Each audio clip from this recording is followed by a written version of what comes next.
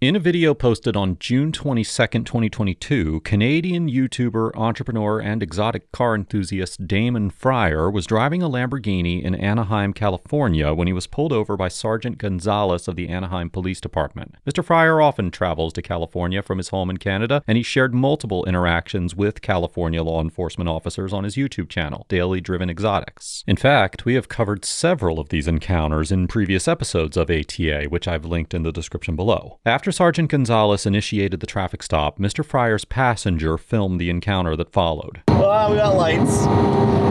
We weren't sure what he was going to do, but... Well, our exit's in a mile. Unfortunately, this guy wants to stop now. Yeah, he just has to get on the freeway. I don't want to test the patience. I don't know if you guys know this on the freeway. You don't pull off on the shoulder. You find the first exit, pull over where it's safe for you and the officer, which in this case will be right here.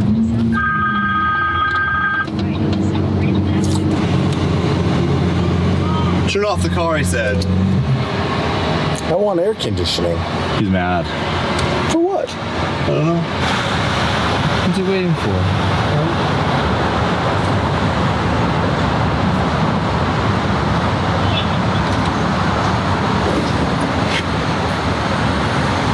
Hello. Hello, hey. How you doing? Good, I'm Sergeant Gonzalez, Anaheim Police. Nice to meet you. The reason why I'm stopping you, did you notice I was behind you? Yeah?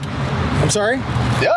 Okay. I noticed that you were obviously going faster than 65. You're and then you made me. an unsafe lane change. You're kidding me, right? I'm not. Do you have your license and registration, please? Yeah. So the whole time I was being passed by the, I don't know, like 20 other cars around us. Can you speak up? I can't hear you. I said, so, well, we were being passed that whole time by the 20 other cars around us. That wasn't a concern to you, hey? Can I have your license and registration? That's kind of what I thought. I noticed the license plates, they don't seem like California, or is there a nearby, where are they from? So, how is it? I'll go over there so I can talk to you, man.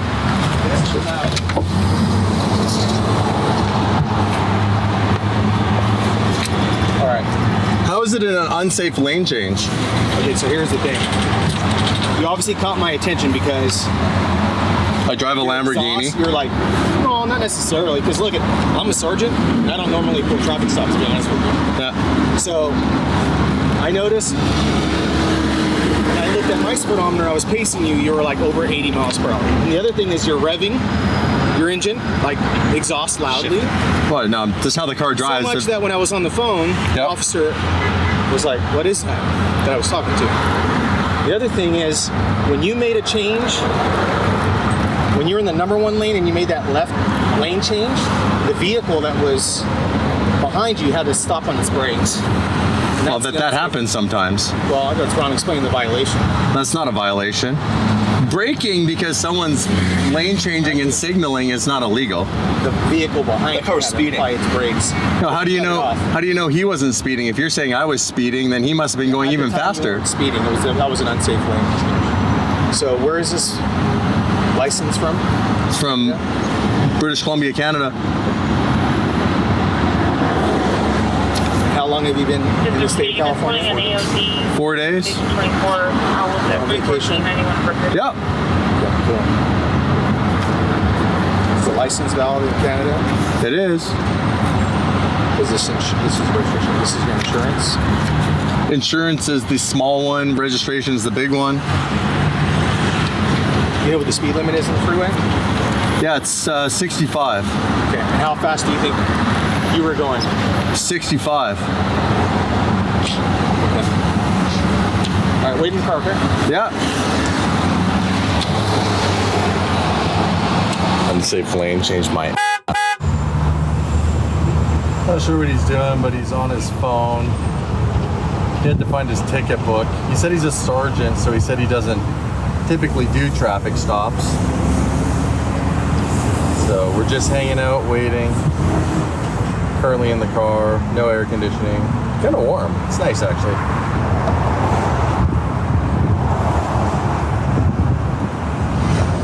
Here's the holdup. My dispatcher's saying that your license is suspended. But it's not suspended. I've had something that was on my license from years ago. Was it 2019? Yeah, long time ago. And that it's been cleared up, and it pops up once in a while, but it's all cleared up. Do you have any documentation indicating same?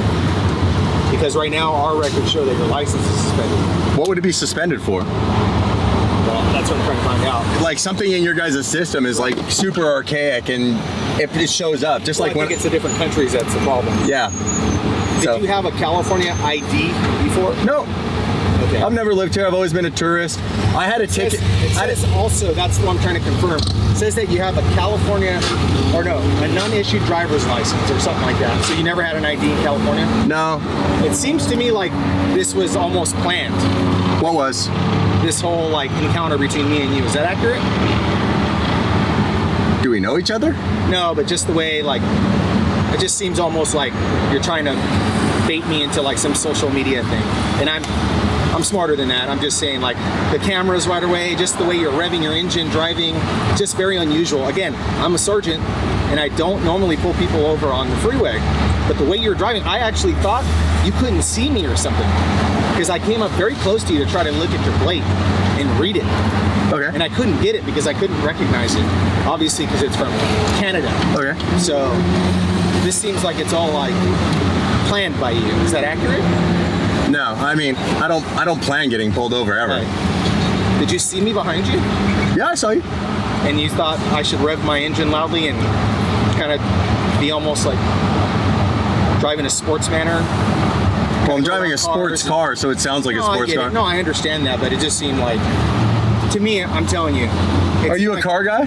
During the stop, Sergeant Gonzalez questions Mr. Fryer as to whether he intentionally revved his engine in an effort to provoke a traffic stop for YouTube footage. Under California law, revving an engine is not by itself illegal, and a court would likely determine that the act of revving alone would not support a traffic stop. However, even if the engine revving is what initially drew Sergeant Gonzalez's attention or caused him to initiate the stop, that fact does not control the constitutional analysis. The Supreme Court held in the 1996 case of Wren versus United States that an officer's subjective motivations for making a stop are irrelevant to determining its lawfulness under the Fourth Amendment, meaning that courts do not consider an officer's actual reason for making a stop when determining whether a traffic stop complied with the Fourth Amendment. Instead, courts look to whether there were objective facts that would allow a reasonable officer to believe that a traffic violation had occurred. In other words, even if Sergeant Gonzalez chose to stop Mr. Fryer due to the revving, a court would likely conclude that the stop was still lawful based on the objective facts supporting a suspicion of speeding and unsafe lane change. Am I what? A car guy. I don't know enough about cars to even say, yeah, I know very minimal. Not enough to tell you what this even was when I saw it. So it sounds accurate that you don't know enough about this car to know whether or not I was revving it. Well, it sounded to me that you were, yeah, it doesn't take even a lower, I guess, torque or horsepower car, you can tell if someone's revving the engine. Like a Honda Civic, which would be a 4-cylinder, I can tell. Well, this is a V. Increases in noise, so that's why I was asking. So let me figure out your license thing, and then we'll go from there, okay? Yeah, real quick. Yeah. So this car has it has a V12 engine. It's not a 4-cylinder. It's just going to be louder. Like as an example, I understand this is has a lot of horsepower, a lot of torque. My example to you was in my Honda Civic that I used to own that had a 4-cylinder. I can tell when a car is revving or not. Right. Just like you can tell if a V12, V8, or V10. Right? Maybe not a Lucid or a Tesla. Yeah, I don't know. I'm not an expert in that either. But did your Honda Civic have paddle shifters? Does your Honda Civic? I'm not going to get into that. Does your Honda Civic rev match? Do you know what that is? So there's an OEM feature that basically makes sure that when you downshift, it's going to align the RPMs with the engine speed. Before you go into great detail, Well, I'm explaining the revving. I know. Because you're concerned about it. I'm telling you when you ask me. So I don't know what your intent was. I know that I have traffic violations that I witnessed. You're obviously not from this area, so I have the ability to give you a warning. I keep in consideration that you're not from the area, but again, and you're here visiting and stuff, to me, it seemed like this was like, I don't know, maybe it wasn't, but maybe you guys are just ready. But I'm going to tell you this. Your driving and what happened was enough for me to pull you over as I'm on my way to speak to my supervisor about something else. Okay? Now, based on the totality of the circumstances, I'm going to give you a strong verbal warning today, okay? Okay, thank you. Yeah. I did explain the reasons why I stopped you. I'd ask that you keep in mind in traffic, maybe being more cautious when making a lane change. That's part of my warning. And the speed limit is 65. And when I'm behind you and I look at my speedometer and it says more than 65, now I'm not saying I paced you for a great distance or anything like that, but that's an indicator that you're speeding. Does that make sense? I appreciate you giving me a warning. All right, hold on a second. Thanks a lot. Yeah, no worries. Okay. You may consider if there's any documentation that you can get from Canada, because my dispatcher was reporting that it looks suspended, but I'm not sure. So what info would he say it looks suspended? Like you're saying it looks suspended. They were doing like some system called, I think she said Elite, which I've never even heard of. To be honest with you, I'm not a traffic guy. Yeah. She goes, so I asked her to confirm, and she goes, yeah, it looks to be that way, and she was trying to do further follow-up and couldn't confirm that. So we tried it as British Columbia. There you go. There you go. In my group, we tried it as British Columbia, and we got the return. Does that say valid? They're doing further digging. Status shows normal and valid. Normal and valid. Name and EOB. It's showing a class 5 or 6, and I'm Googling to see if I can figure out what a class 5 is. Motorcycle. Otherwise, it does say Motorcycle, 5 and 6. Okay, no further need. That confirms he has a valid ID. Although dispatch initially flagged a potential suspension on Mr. Fryer's Canadian driver's license, the license is ultimately confirmed as valid. Generally speaking, Section 12500 of the California Vehicle Code prohibits individuals from driving within the state without a valid California driver's license unless they are expressly exempted under the code. Section 12502 provides such an exemption, authorizing non-resident drivers over the age of 18 to operate a motor vehicle in California without obtaining a California license, provided they have in their immediate possession a valid driver's license issued by a foreign jurisdiction of which they are a resident. Once an individual moves to California and establishes residency, however, they may no longer rely on a foreign license and must obtain a California driver's license. Accordingly, once Mr. Fryer confirmed that he was a visitor rather than a California resident, and dispatch verified that his British Columbian license was valid, there was no legal basis to believe that he was driving unlawfully in the state. This is from a different country. Some officers have a hard time finding that it's valid. Well, that's why I asked dispatch. That's what they do for. That's their job, right? Right. Well, they have an expertise, right? So, yeah, definitely reached out to them because, again, I couldn't even recognize your plate. Well, you were super cool, man.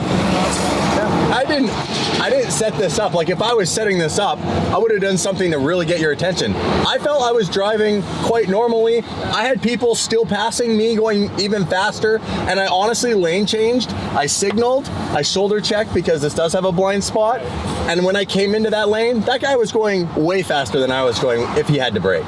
He did brake, and again, I'm not, like I said, I'm not going to try to cite you, and that's where I was like, okay. When he looked at me, to be honest, he was like, "You gonna do anything about it?" And I'm like, "Oh."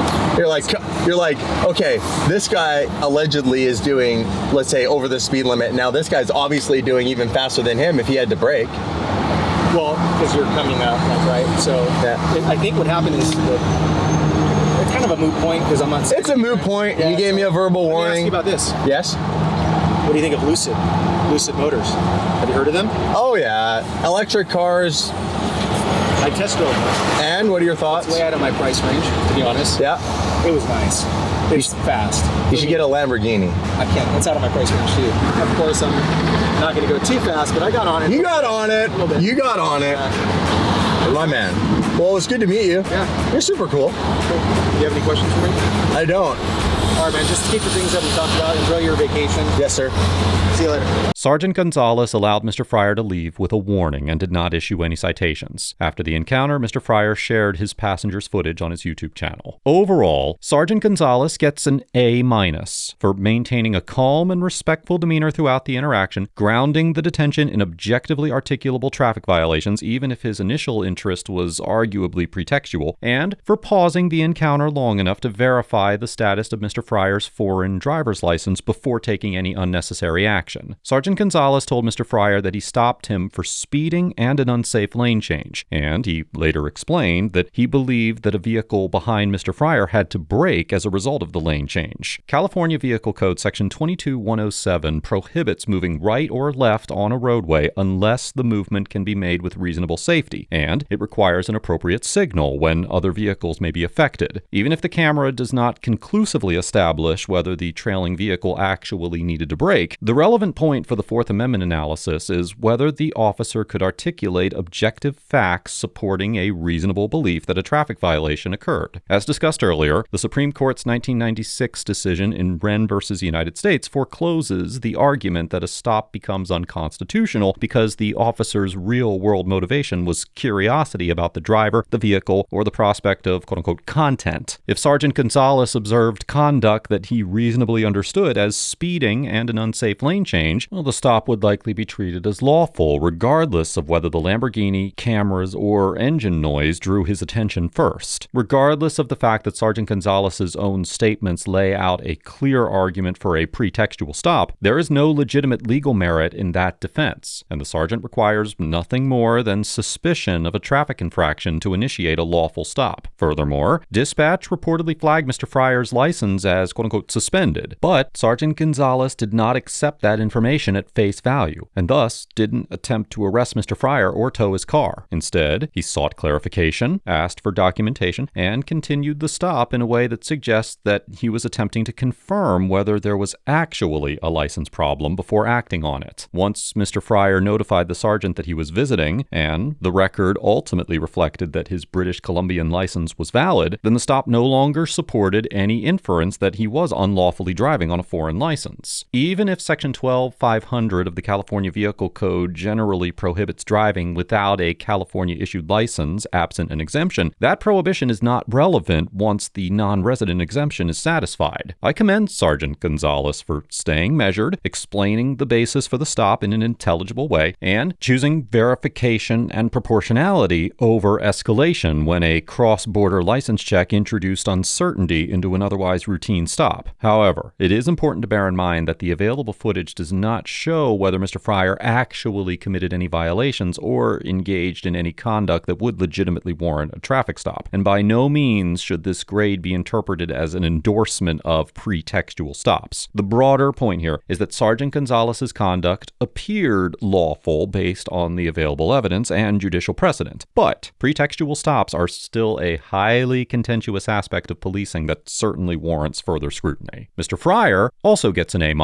for remaining calm and respectful while contesting the stop, articulating a coherent and fact-based disagreement with the sergeant's assertions, and for cooperating with the administrative aspects of the stop without escalating the encounter into a confrontation. Mr. Fryer has had many past experiences with American police officers from various states and is relatively well versed in the intricacies of American traffic laws. Drawing from that experience, Mr. Fryer did not accept the premise that he committed the violations, but he challenged them in a way that stayed measured and intelligible. He disputed the speeding allegation, questioned the lane change characterization, and pointed to surrounding traffic as context for why the officer's account did not match his own perception of events. That kind of pushback can easily become combative, especially when it's delivered from inside the vehicle during a stop, and Mr. Fryer avoided that trap while still advocating for himself in a productive way. His argument also tracked closely with the key distinction already laid out earlier in the video between an officer's motivation and the objective basis for a stop. Instead of escalating into hostility, he kept circling back to what he believed the objective facts were, including his claim that he signaled and checked his blind spot, and his contention that any braking behind him reflected the other driver's speed rather than an inherently unsafe movement on his part. Now, even though Sergeant Gonzalez maintained that the trailing vehicle had to brake, Mr. Fryer's disagreement was framed as a factual dispute about what occurred, and how it should be interpreted, rather than a personal attack on the sergeant's authority. He also handled the licensing issue in a cooperative way once it became clear that dispatch had raised a potential problem. He gave concise background about being a visitor and addressed the suspension flag without panicking or becoming evasive, which helped keep the stop on track and reduce the odds that uncertainty about a foreign license would then spiral into enforcement action that was later difficult to unwind. That said, Mr. Fryer could have navigated the sergeant's questioning more tactfully by talking less and invoking the right to silence if necessary. While Mr. Fryer's statements did not derail the stop here, extended explanations and improvisational debate rarely improve a driver's legal position in real time, and a more legally prudent approach would have been to provide identifying documents, state his disagreement briefly, and then invoke his right to remain silent rather than continuing to litigate the stop on the roadside. This interaction highlights how a driver can dispute an officer's account firmly and credibly, but still improve their outcome by minimizing unnecessary dialogue and protecting themselves with disciplined silence once the core disagreement has been stated. Be sure to check out the Daily Driven Exotics YouTube channel for more content from Mr. Fryer, and let them know that ATA sent you. Let us know if there's an interaction or legal topic that you would like us to discuss in the comments below. Thank you for watching, and don't forget to check out Audit the Court if you're interested in exploring the legal nuance beyond the body cam.